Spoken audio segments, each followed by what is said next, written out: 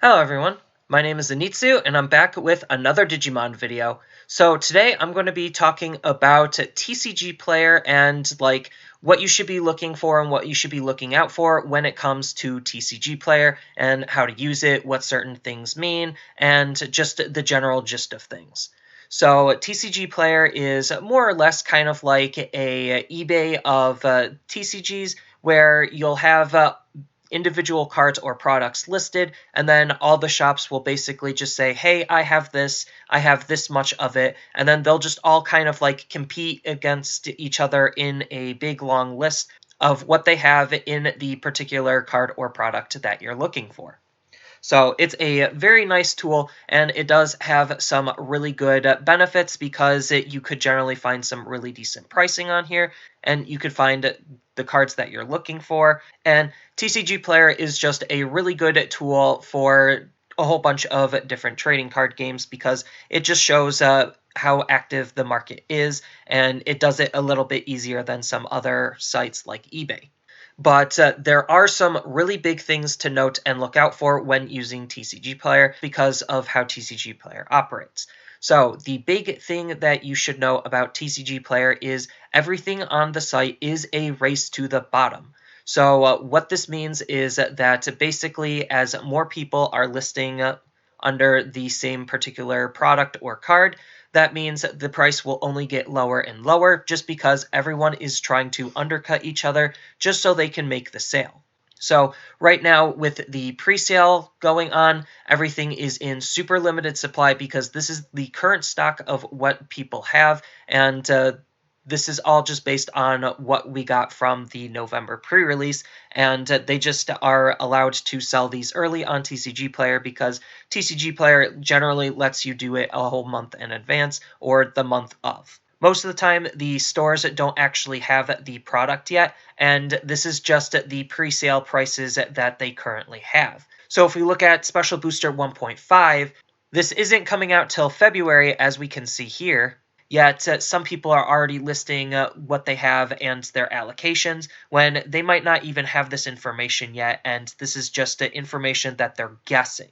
So pre-ordering a product that isn't exactly out yet on TCGplayer is also a very, very dangerous idea, especially since we know that they're going to be in limited supply. So I would definitely stay away from pre-sale pricing on cards that aren't even out yet that you know for a fact people don't even have in their hands. Especially since shops usually will know their allocations about 2 to 3 weeks before the set actually comes out. So that is just one big thing to keep in mind when you're pre-ordering anything from anywhere, is they won't know exactly how much they have until that 2 to 3 week period before the set is even released.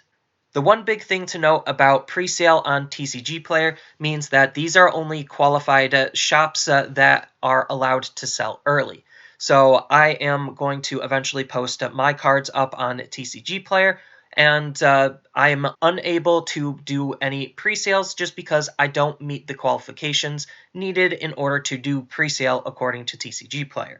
So that is one big thing to note, is that this is just a small handful of shops that are just allowed to sell early because they meet the special qualifications. That's why you have just such low listings on a lot of cards and a lot of products, because again, this is what they currently have, and this is only sellers who are allowed to do pre-sale. So please, please, please do not buy pre-sale cards. These are always going to be way jacked up, extra jacked up than normal, just because it is a few shops that feel like, oh, there's no competition. We could get away with selling things a lot higher than normal, and then when things start flooding the market or being introduced more and more into the market, then they'll adjust their prices accordingly. So please do not buy pre-sale. I understand the hype, I understand the need and the want, but do not buy pre-sale. Another big don't do on TCGplayer is do not buy sealed on TCGplayer. So TCGplayer does take a percentage off on each of the sales, and as such, a lot of shops, what they like to do is they'll jack up the prices to offset the cost of the TCGplayer fees. This is especially seen extra hard on sealed product, because sealed product has a lower margin of profit. So the store wants to try to maximize that profit, so they will jack up the price of sealed product. So I already know that with the Special Booster 1.0 and probably with Special Booster 1.5 and potentially with BT04, they're going to be in rather tight supply. But again, please do not buy sealed product on TCGplayer because it is going to be extra jacked up just because of TCGplayer fees and on top of the shop feeling like they could get away with it, especially on pre-sale when there's not a lot of competition. So with that being said, there's also one other really big thing to note about TCGplayer, and that is just kind of how they work their metrics. So if I just click on a card, I can see a couple of different bits of information. So I could see how many people are selling it, I could see the quantity, and then I get some extra price guides, which is the market price and the listed median. So the listed median is exactly as it sounds. It's taking the median of all people who have it listed and calculating that and then just throwing it up there. Now, the other big thing to note is the market price. So the market price, there's a little bit more math and metrics that go into it based on sales volume and how much it was selling for and when it was selling at that price and just a whole bunch of other data. I wouldn't say that this is a more accurate evaluation of the card's current prices because spikes happen and it doesn't easily adjust to spikes. So going between the two numbers, so generally what I like to do is I like to take the average of these two numbers to get a more accurate estimate of what the price of the card actually is. But the interesting thing about the market price is when a card says that it doesn't have a market price, that means the card has not yet sold on TCGplayer.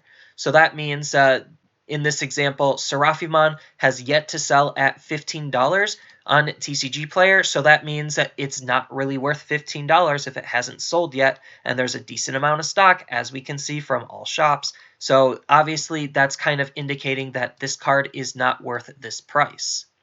So some cards have a market price and it's listed as like the price that it was currently at, but that just goes into the metrics on how the market price is formed. That doesn't necessarily mean that this card is worth 60. It just means that because there was just so little volumes sold that it last sold at that 60 price.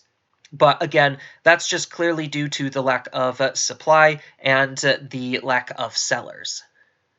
So I'm not going to go over all of the individual cards and talk about their prices because I already know for the most part a lot of them are jacked up. Some of them are a little bit more on the fair side than some others. But again, it all depends on the sellers and how many sellers there are and the stocks and quantities that the cards are being sold in.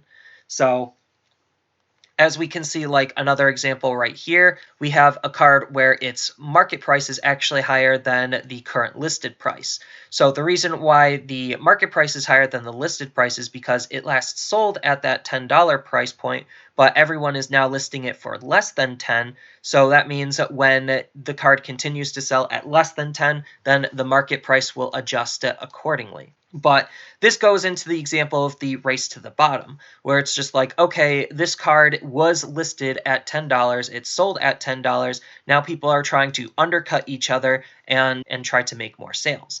So this goes all into the race to the bottom approach that TCGplayer kind of like, it doesn't really enforce, but it kind of stimulates. And this is just why you should never buy into pre-release pricing on TCGplayer because the few sellers have all of the power, and once cards start hitting the market, then the market price and the prices will start to fluctuate a lot more, and you'll be able to find better prices for cards. So right now, I actually think if Zudomon is currently going for this price, then when he actually comes out, then the card is going to drop way more as everyone's trying to undercut each other and trying to get those sales. These are just a couple of things to note about TCGplayer and kind of how it functions, because I see a lot of people just using TCGplayer or referencing TCGplayer wrong, or just have completely wrong thoughts about TCGplayer. As a seller, I know a lot about TCGplayer because, you know, I sell on here, I know how it works. So generally, as a seller, one of the things that I like to do is I also like to predict what the rock bottom price of the card is going to be, and then I will list my initial pricings as those rock bottom prices. So a general example of this could be something like Pumpkinmon. Somebody has it listed for a quarter. I think that commons aren't necessarily worth a quarter, so I might list it at 10 cents just because the card's rock bottom price will eventually be at 10 cents. So I'm just like, if I'm only going to be able to sell it at 10 cents, might as well just release it at 10 cents. I don't see a point on trying to fight, and I'll just list things up for a way lower price than they normally do, and then try to like help the market fluctuate from there to help it find its actual pricing. But the fact that some people are trying to take advantage of the pre-sale pricing does make them look a little bit scummy, and we could kind of just generally see this little bit race to the bottom where it's just like, okay, these guys were the first to post, they haven't updated their listing to what some of the other prices that other people are posting, so usually if they want to make the sale, then they'll have to lower their price.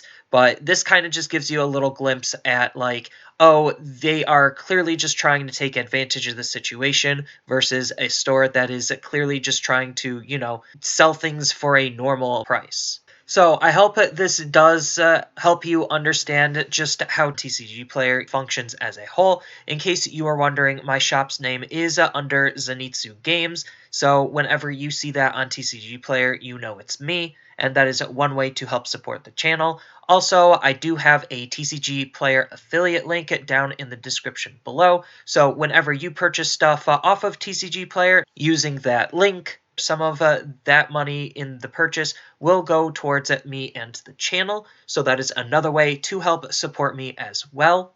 And that's kind of really all I have for this video. So as always, feel free to tell me your thoughts down in the comments below. And as always, don't forget to like, share, and subscribe for more content. And I'll see you in the next video.